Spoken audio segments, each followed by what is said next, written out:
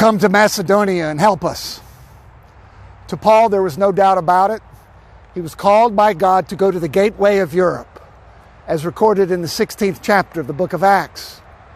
No longer was his ministry confined to just Jews in Jerusalem or even to the Gentiles in Judea or Samaria. He was now called to take the gospel to the uttermost parts of the world, as he indeed did in his 3 missionary journeys. Have you ever received a call from God to go and minister in some place?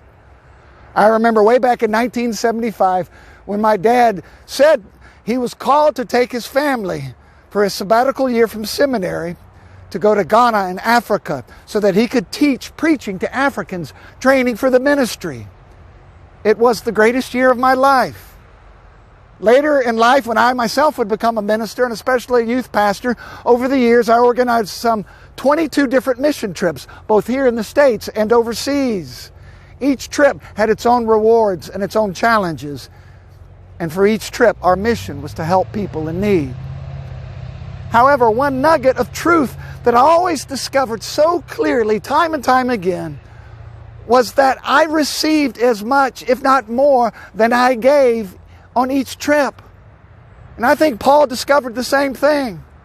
Mission for him was not about someone with special knowledge bequeathing to someone inferior their knowledge.